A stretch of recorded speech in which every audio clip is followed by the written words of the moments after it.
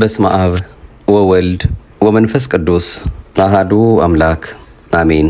ከሁሉ በማስቀደም በቸርነቱ ብዛት የጠራን በፍቅሩ ያቀረበን በዚህ ሰዓት በዚህ በተቀደሰ ጉባኤ ያገናኘን የቅዱሳን አምላክ ቅዱስ እግዚአብሔር ስሙ የተመሰገነ ይሁን።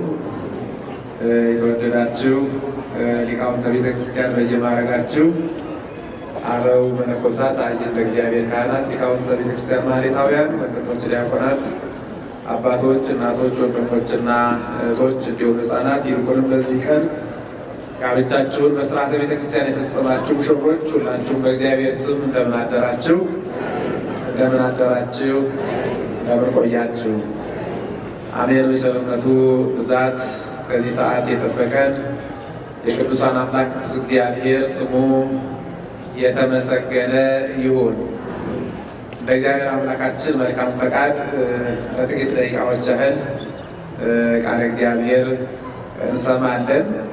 አስቀድሞ መምህራችን በሰፊው አስተምረዋል።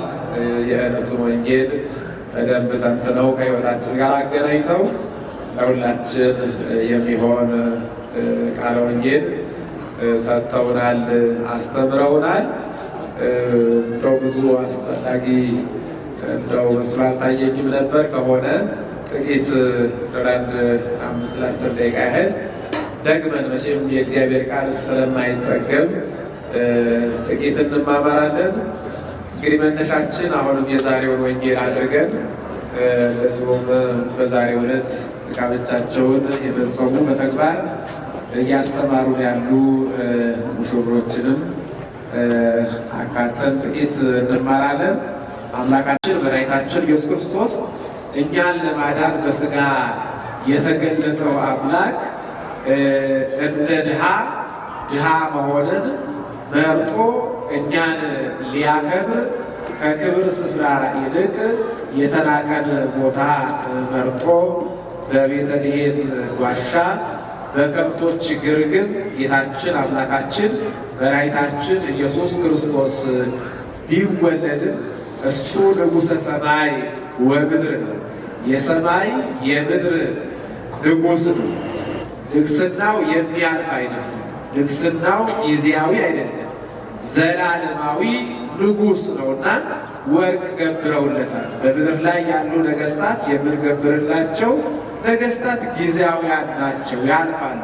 ትላንት ሲገበርላቸው የነበሩ ነገሥታት ነበሩ፣ ዛሬ የሉ።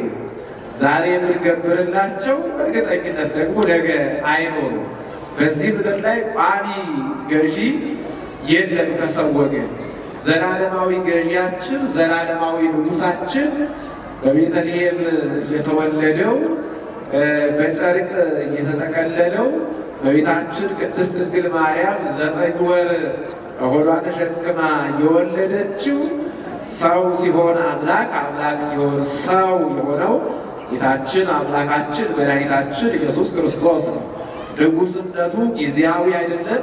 ንጉሥነቱ ዘላለማዊ ስለሆነ ወርቅ ገብረውለታል።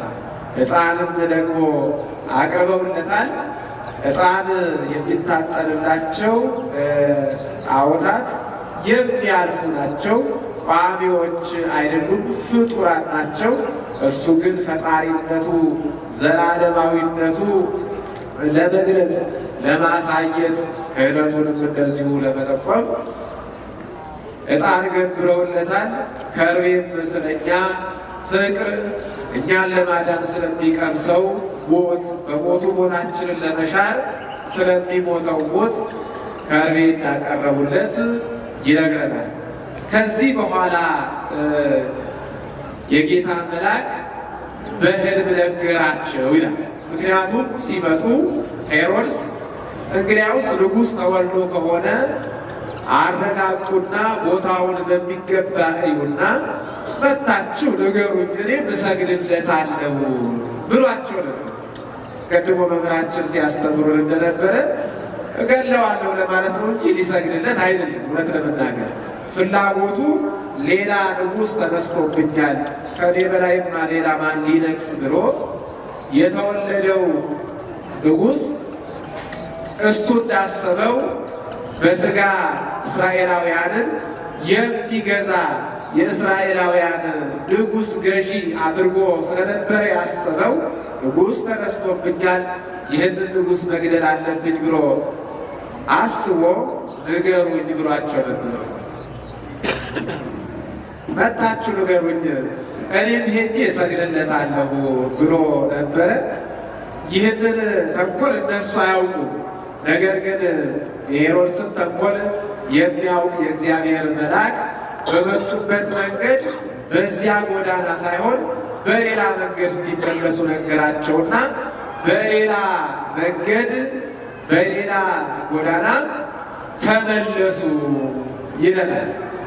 እንግዲህ እነዚህ ወርቅ፣ ዕጣን፣ ከርቤ ይዘው ከሩቅ በኮከብ እየተመሩ ለ2 ዓመት ያህል የተጓዙ ወደ ጌታችን ወደ መድኃኒታችን ወደ ኢየሱስ ክርስቶስ ቀርበው የገበሩ የሰገዱ ነገሥታት በመጡበት መንገድ አይደለም የተመለሱት።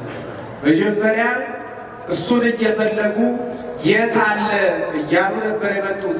ከዚያ በኋላ ደግሞ አይተውት አምነው ተመልሰዋል። መጀመሪያ በተስፋ ሄደው ነበረ። ኋላ ግን ተስፋቸው ተሟልቶ በእምነት እየመሰከሩ የታለ ሲሉ ሄደው በቤተልሔም እንዳለ እየመሰከሩ እንደተወለደ እየተናገሩ እምነታቸው ጸንቶ በእምነት እንደተመለሱ መጽሐፍ ቅዱስ ይነግረናል። ይህንን ከሕይወታችን ጋር ማገናኘት መልካም ነው። ክርስቲያኖች ሁልጊዜም ወደ ቤተልሔም ስንሄድ በመጣንበት መንገድ መመለስ የለብንም። ስንመጣ በብዙ ኃጢአት ውስጥ፣ በብዙ ክፋት ውስጥ፣ በብዙ እግዚአብሔር ማሳዘን ውስጥ አልፈን ልንመጣ እንችላለን። ሰዎች ነንና እንበድላለን። ሰዎች ነንና እግዚአብሔርን እናሳዝናለን። በሐሜቱ፣ በስርቆቱ፣ በዘረኝነቱ፣ በአድመኝነቱ፣ በምቀኝነቱ፣ በጥላቻው በስንቱ ነገር አልፈን ነው ወደዚህ የምንመጣው። ችግሩ ስንመጣ በእነዚህ ሁሉ ነገሮች አልፈን መምጣታችን አይደለም።